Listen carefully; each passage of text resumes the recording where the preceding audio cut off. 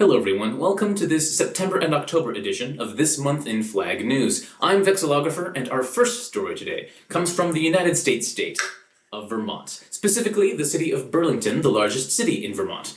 Now, on October 20th, 7 finalist designs were announced by the city of Burlington for their new flag contest. Apparently, at some point, city officials took a look at their current flag. Someone, I guess, found the magic lamp hidden deep inside of it. A genie popped out, granted them 3 wishes. One of their wishes was apparently for a new Burlington city flag, so they're getting a new one.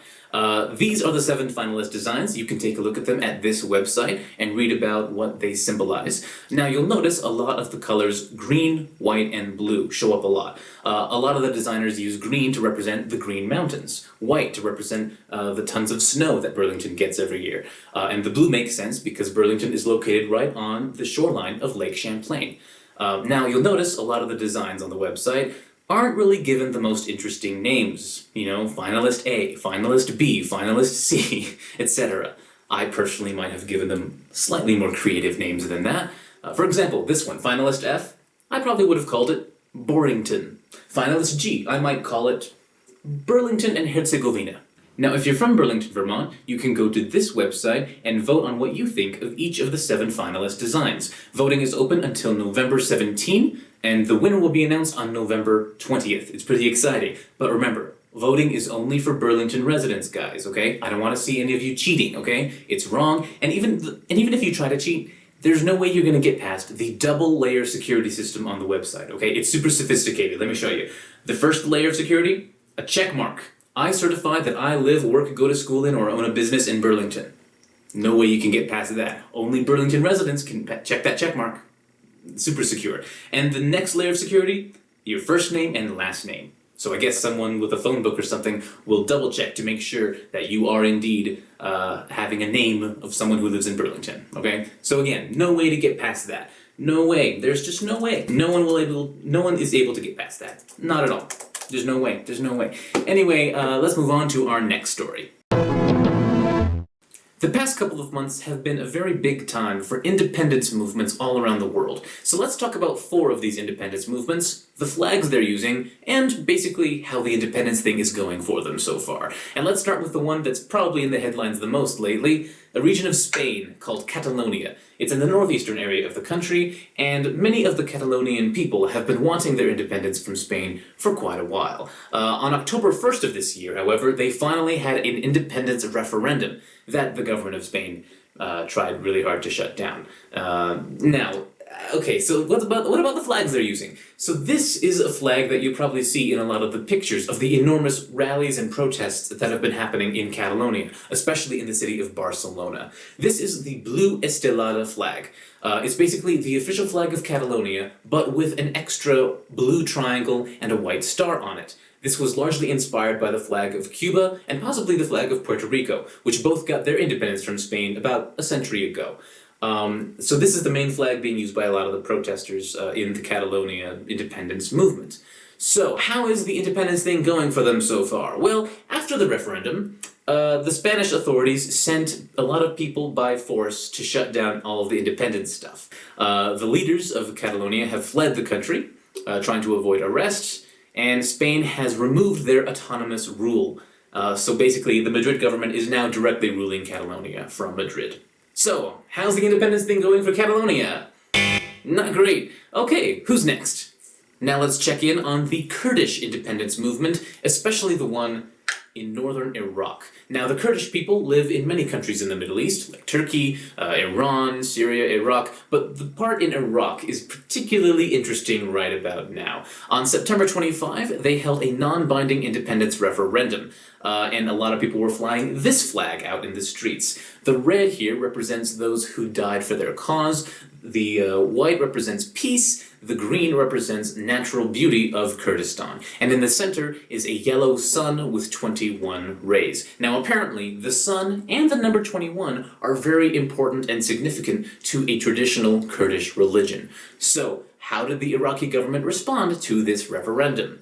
Well, they sent in the military to take over key areas like an oil field and a major city called Kirkuk. They shut down air travel in northern Iraq, and the leader, the president of this Iraqi Kurdistan, has resigned. So, how's the independence thing working out for Iraqi Kurdistan? Not well. Okay. Alright. Now what?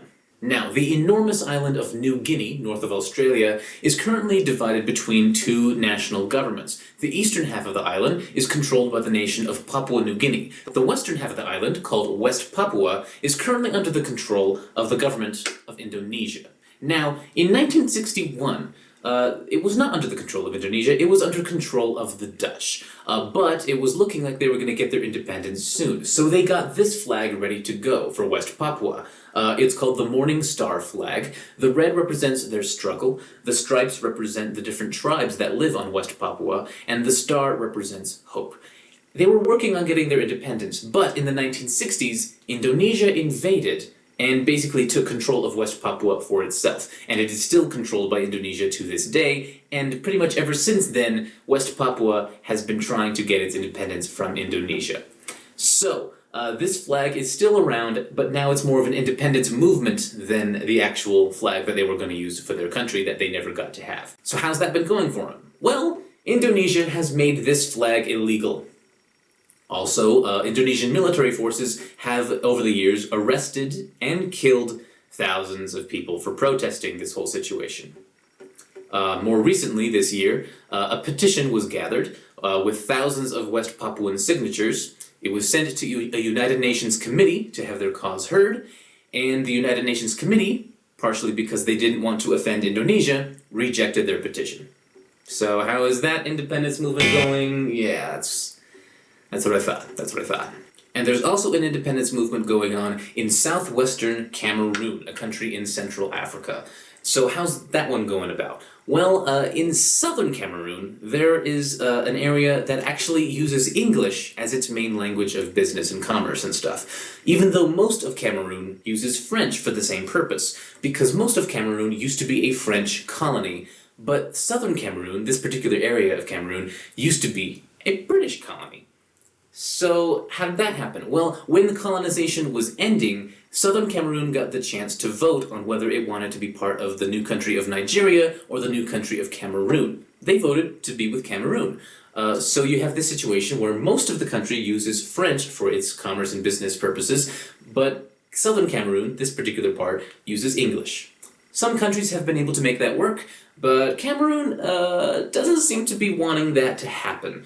Lately, the government of Cameroon has been sending teachers to the schools in that area. Little problem, the teachers speak French and the students speak English.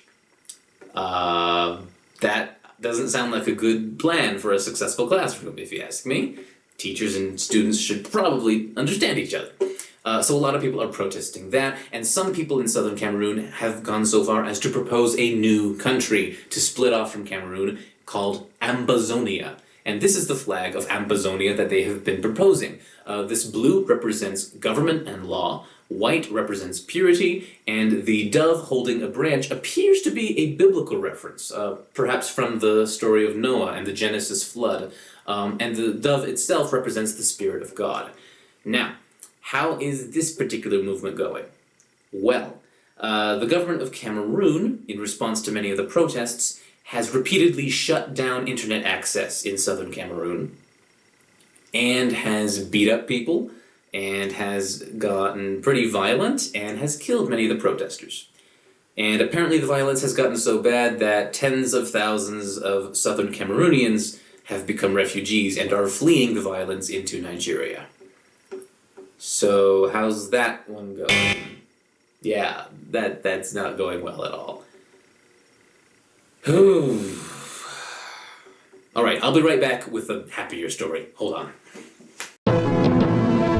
And finally tonight we have a story coming from the city of Montreal, the second largest city in Canada. This is the current flag of the city of Montreal as of September 2017. It's a pretty new flag, about a month old. So what's with the new change? Well, let's take a look at what these things on the flag represent. Each of these 5 little symbols represents one of the original settlers of the Montreal area. We've got a thistle, we've got a rose, we've got a lily, we have a pine tree, we have a clover. Man, with a maple leaf too. Canada sure seems to like its plants on its flags. Anyway, but what was the flag of Montreal before last month? Okay, this was the flag of Montreal from 1939 to 2017. What's with the lack of pine tree? What's up with that? Well, let's take a look at what each of these little plant things represents. The thistle represents the Scottish, the clover represents the Irish, the rose represents the English, and the French are represented by this lily or fleur de lis symbol, which you can also see on the Quebec flag. 4 times. That's a lot of plants. Don't tell anyone, guys, but I think Canada is secretly being run by botanists. Shh. So why was the pine tree added? What does the pine tree represent? Well, it might have something to do with the fact that September 13, 2017 was the 10th anniversary of the International Declaration on the Rights of Indigenous Peoples. So I guess around this time, as this anniversary was approaching, Montreal was thinking to itself, probably in a French accent, "Oh, I seem to have forgotten somebody. Silly moi." And yes, Montreal had forgotten the people like the Mohawk Nation, or the Huron Nation, you know, the First Nations of Canada, who were here before any of the other little flowers showed up. So to commemorate the anniversary of this Declaration on the Rights of Indigenous Peoples, Montreal added a pine tree to represent the Indigenous peoples of the Montreal area. I think that's a very nice symbolic move.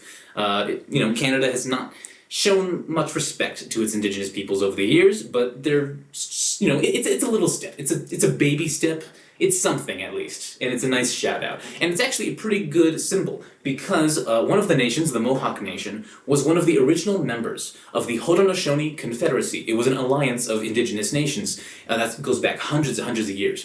And their flag, their awesome flag, has a tree in the center as well. So a pine tree is a great symbol to represent the indigenous peoples of this area. So that is why the city of Montreal added a tree, y'all. Alright, okay, I'm done. Thank you everyone for watching this September-October edition of This Month in Flag News. I'm Vexillographer, and good night, or bonne nuit.